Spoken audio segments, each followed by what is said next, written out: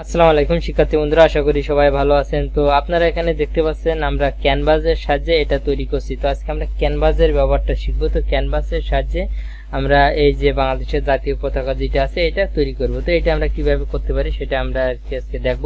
তো প্রথমে আমরা যে index.html ফাইলে আসলাম, আসার পরে আমরা কি করব, যে ক্যানভাস নামে একটা ট্যাগ এখানে দেখতে পাচ্ছেন আমি নিছি। এই ক্যানভাস ট্যাগের ভিতরে আমাদের এখানে একটা আইডি নেবেন আপনারা। এটা হচ্ছে মাই ক্যানভাস নামে আমি একটা আইডি নিয়েছি এবং আমরা এখানে উইথ দিয়ে দিছি 400 পিক্সেল এবং হাইট দিয়ে দিছি 300 পিক্সেল। তো এটা আমি আর ডিলিট করছি না এবং সরাই দিচ্ছি না। তো এই কোডটা আর কি আপনারা index.html এখানে করে নেবেন এবং index.js এও আর কি আমরা এখানে কোড করছি। তা কাজ করে আমরা কোডগুলো সব এখান থেকে সরাই দিই। তো নতুন করে আর কি আমরা কোড করব। তো আমরা এটা বোঝার চেষ্টা করি।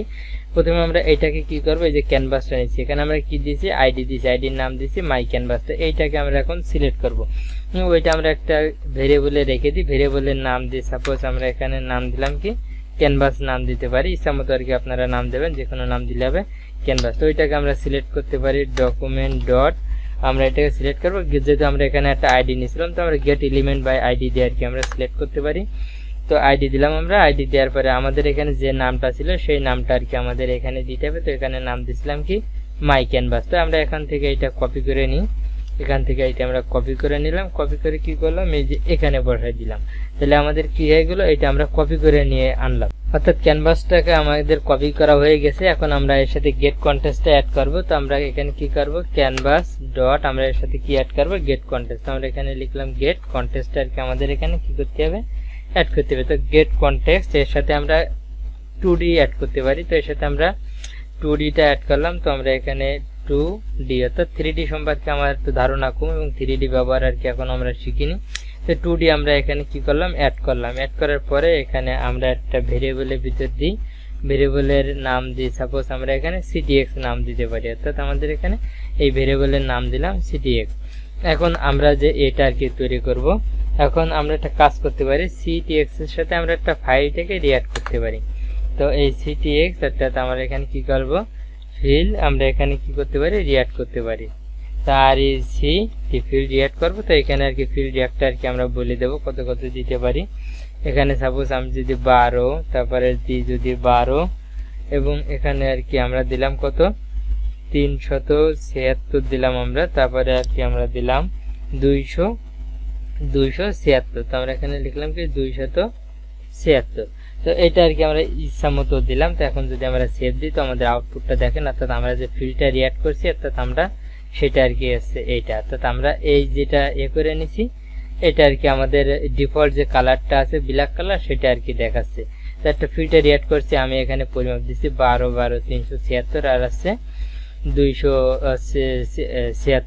তো এটা আছে আমাদের ইচ্ছা মতো একটা পরিমাপ দিলাম। তো এটা যেহেতু আমাদের কালার ওখানে দেখতে পাচ্ছেন ব্ল্যাক রয়েছে, তো কালারটা দেখতে পাচ্ছেন এখানে ব্ল্যাক রয়েছে, তো কালারটা আর কি আমরা পরিবর্তন করতে পারি। তো এখানে যদি আমরা একটা কালার দিই সাপোজ, তো আমরা ctx আমরা এটা সিলেক্ট করলাম, করার পরে এর সাথে আমরা কি করব, কালার অ্যাড করব। তো আমরা এখানে কালার অ্যাড করতে গেলে কি নাম দেবো, ফিল স্টাইল, অর্থাৎ আমরা এখানে নাম দিলাম কি ফিল স্টাইল, অর্থাৎ আমরা এখানে যে কালার দেবো সেটা আর কি আমাদের হয়ে যাবে। তো সাপোজ এখানে যেহেতু আমি জাতীয় পতাকা তৈরি করছি তো অবশ্যই আমাদের এখানে গ্রিন কালারটা দিতে হবে। তো আমরা এখানে গ্রিন কালারটা দিলাম। তো এখন যদি আমরা সেভ দিই তো আমাদের আউটপুটটা কাজ করে কিনা দেখি। তো দেখতে পাচ্ছেন আমাদের এখানে কালারটা গ্রিন হয়ে গেছে। এখন আমরা একটা এখানে কাজ করতে পারি, আমরা চারিবারে একটা বর্ডার দিতে পারি। তো বর্ডারটাও আর কি আমরা দিই তাহলে, তো এইখানে আর কি আমরা বর্ডারটা দেবো। তো আমরা ctx-টাকে সিলেক্ট করবো। তো ctx বলতে আমাদের এই যে গেট কন্টেস্ট 2D-টাকে আমরা সিলেক্ট করছি, এখানে একটা ভেরিয়েবল দিয়েছিলাম, ভেরিয়েবলের নাম দিয়েছিলাম ctx, অর্থাৎ ওইটা ধরে আমরা ওইটাকে সিলেক্ট করছি। বর্ডার দেওয়ার জন্য আমাদের এখানে স্ট্রোক স্টাইল করতে হবে। তো st এখানে দিতে হবে আরও কে স্ট্রোক, আমরা এখানে স্টাইল করতে পারি। তাই আমরা এখানে কি করব, স্ট্রোক স্টাইল। তো স্ট্রোক স্টাইলটা আর কি আমরা এখানে কি করব, এখানে আর কি আমাদের পরিমাপটা দিয়ে দিতে হবে। তো আমাদের এখানে যেহেতু 12 দিছি, এইখানে আমরা একটু আলাদা দিই, এখানে সাপোজ যদি 10 দিই, এখানে আর কি 10 দিলাম, এখানে দিছি 376, তাহলে এখানে আমরা দিই 380 এবং এখানে আমরা দিছিলাম 276। তাহলে আমরা এখানে কি করব, এখানে আমরা দিতে পারি 280। তো আমরা এখানে কি করলাম 280 আমরা এখানে পরিমাপটা দিয়ে দিলাম। তো এখন আমরা যদি সেভ দিই তো আমাদের আউটপুটটা দেখেন, এখন রিফ্রেশ দিই তো আমাদের দেখতে পাচ্ছেন এখন বর্ডারটা দেখা যাচ্ছে না। কোডটা ভুল করলাম ও আর কি, আমরা এখানে খুব কঠিন একটা ভুল করছি, এই ভুলটা করা যাবে না। এখানে আমাদের স্টক স্টাইল নাম দেওয়া যাবে না, এখানে আমাদের স্টক রিয়াক্ট নাম দিতে হবে। তো RECT দিতে হবে, স্টক রিয়াক্ট। এখন যদি আর কি আমরা সেভ দিতে, এখন আর কি আমাদের আউটপুটটা দেখেন, এই যে আমাদের চারিপাশটা একটা বর্ডার চলে আসছে। তো আশা করি আপনারা এই বিষয়টা বুঝতে পারছেন। তো এই বর্ডারেরও আর কি আমরা একটা কালার দিতে পারি। তো এই বর্ডার কালার দেওয়ার সময় আমরা স্টক স্টাইল করতে পারি। তো এখানে আমরা কি করব, স্টক স্টাইলটা আর কি এখন এখানে দেবো। তো স্টক স্টাইলটা আর কি আমরা এখানে কি দিতে পারি, যেহেতু আমরা এখানে একটা কালার দিই, এখানে সাপোজ যদি আমরা কি কালার দেবো, ব্ল্যাক কালার দেবো। তো আমরা এখানে কি লিখলাম, ব্ল্যাক লিখবো, তাহলে আমাদের কালারটা ব্ল্যাক হয়ে যাবে। তো এখন যদি আমরা আউটপুটটা দেখি, তো দেখতে পাচ্ছেন অলরেডি আমাদের ডিফল্টভাবে ব্ল্যাক কালার থাকে। তো তারপরে আর কি আমরা এখানে ব্ল্যাক কালার দিয়ে দিলাম। তো উপরে আমরা আরো একটা বিষয় করতে পারি, এখানে আমরা লাইন হাইট দিতে পারি, অর্থাৎ বর্ডারে উইথ এবং লাইন হাইট দিতে পারি। তো আমরা এখানে CTX-টাকে সিলেক্ট করলাম, আমরা এখানে কি দিলাম, লাইন উইথ দেবো। অর্থাৎ আমরা এখানে লিখলাম লাইন উইথটা, লাইন উইথ। লাইন উইথ আমরা এখানে কত দেবো, সাপোজ আমরা লাইন উইথটা আমরা কত দিলাম, 3। তো আমরা এখানে লাইন উইথটা 3 দিলাম। তো এখন আমরা যদি সেভ দিই, তো আমাদের আউটপুটটা দেখেন তো ঠিকঠাক কাজ করছে কিনা। তো দেখতে পাচ্ছেন আমাদের কাজটা ঠিকঠাক ভাবে করছে। তো আশা করি আপনারা এই যে বিষয়টা বুঝতে পারছেন। তো এখন আর কি আমাদের এখন যে কাজটা আছে, এই সেন্টারে আর কি আমাদের রেড যে কালারটা আছে ওইটা আনতে হবে। তো ওইটা আনার জন্য আর কি আমরা এখানে করতে পারি। প্রথমে যেটা আর কি আমাদের করতে হবে, অর্থাৎ সেন্টারটাকে আমাদের একটা সিলেক্ট করতে হবে। তো আমরা একটা ভেরিয়েবল নিই, ভেরিয়েবলের নাম দিলাম সাপোজ সেন্টার এক্স, আমরা নাম দিতে পারি। এখানে আপনাদের ইচ্ছা মতো নাম দেবেন। তো আমরা এখানে কি করব, ক্যানভাসটাকে সিলেক্ট করব, ক্যানভাস ডট আমরা এখানে উইথ দিতে পারি, অর্থাৎ WIDTH, অর্থাৎ উইথ যেটা থাকবে ক্যানভাসের সাথে, তার সাথে আমরা কি করব, এখানে 2 দিয়ে ভাগ দেব। এখানে আমরা কি করলাম, ভাগ 2 দিয়ে আর কি এখানে ভাগ দিলাম। তো এখন আর কি আমরা এখানে সেভটা দিয়ে দিলাম। তো আমরা এখানে সেন্টার এক্স দিছি, তো আমরা এখানে সেন্টার ওয়াই দিতে পারি। তো আমরা কাজ করি, এখান থেকে এটা কপি করে নিই, কপি করে এখানে দিয়ে দিলাম। তো আমরা এখানে নাম দিলাম কি সেন্টার ওয়াই, অর্থাৎ বড় হাতের ওয়াই দিলাম। তো এখানে আমরা উইথ দিছি, এখানে আমরা কি কাজ করব, ক্যানভাসের সাথে হাইটটা দিয়ে দেবো। তো আমরা এখানে কি লিখলাম, হাইট লিখলাম। অর্থাৎ আমাদের হাইটটা এখানে কি করছি, 2 দিয়ে ভাগ দিছি। অর্থাৎ এখন আমরা যে কাজটা করব, কালারটাকে আমরা এখন সিলেক্ট করতে পারি, কালারটা করতে পারি। অর্থাৎ আমরা CTX প্রথম আমাদের বিগিন পাথ করে নিতে হবে। তো আমাদের এখানে কি করব, বিগিন পাথ, তাহলে BEGIN এখানে লিখতে হবে বিগিন পাথ, বিগিন পাথ। এখানে আর কি আমরা ফাংশনটাকে কি করব, কল করব। তারপরে আমাদের এখানে সেই কালারটার ইয়েটা আর কি আমাদের এখানে বলে দিতে হবে। তো CTX ডট আমরা এখানে কি লিখবো, ARC, এখানে আর কি আমাদের সেন্টার এক্স এবং সেন্টার ওয়াই দুইটা আর কি আমাদের এখানে পরপর দিয়ে দিতে হবে। এখানে আমরা কি দিলাম, সেন্টার এক্স এবং সেন্টার ওয়াই।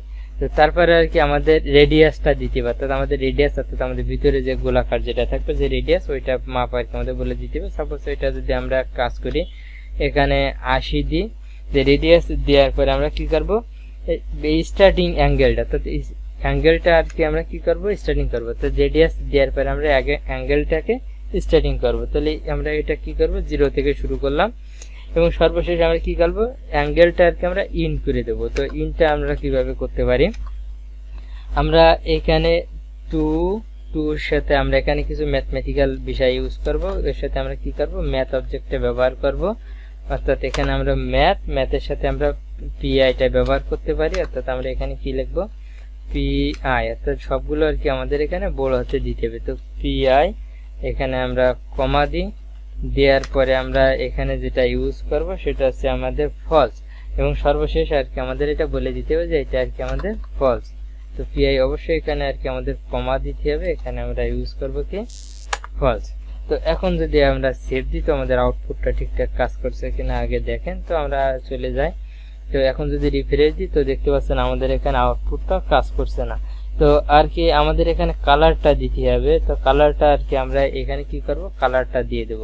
তো কালারটা যদি আমরা এখানে দিতে যাই, তো আমরা এখানে CTX ডট আমরা এখানে বলতে পারি ফিল স্টাইল, অর্থাৎ ফিল স্টাইল কালারটা কি থাকবে সেটা আমরা এখানে কি করব, বলে দেবো। তো অর্থাৎ আমরা এখানে এক কাজ করি, ভিতরে যেহেতু আমাদের জাতীয় পতাকায় রেড কালার থেকে আমরা এখানে রেড কালারটা দিয়ে দিলাম।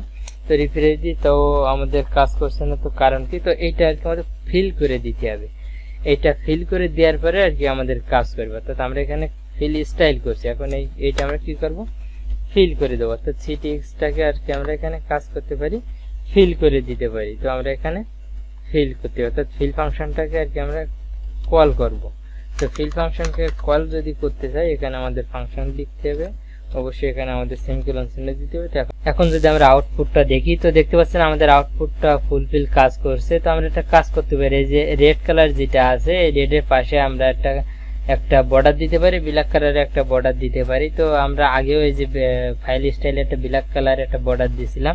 তো এইটাকে এই ফাংশনটা আমরা এখানে কি করতে পারি, কল করতে পারি। তাহলে আর কি আমাদের ওখানে আর কাজ করা লাগবে না। তো ctx ডট আমরা এখানে কি করব, স্ট্রাকচারকে কল করব। তো আরো কি স্ট্রাকচার, তো আমাদের এখানে কি করতে হবে, ফাংশনটা দিয়ে দিতে হবে। তো আমরা এখানে কি করলাম, ফাংশনটা দিয়ে দিলাম। তো যেহেতু এখানে আমাদের এই যে স্ট্রোক কালার এখানে কি দিয়ে আছে, ব্ল্যাক দিয়ে আছে।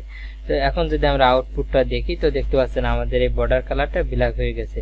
তো আশা করি আপনারা আজকে যে টিউটোরিয়ালটা আছে এটা বুঝতে পারছেন, অর্থাৎ ক্যানভাসের ব্যবহার আমরা কিভাবে করতে পারি সেটা বুঝতে পারছেন।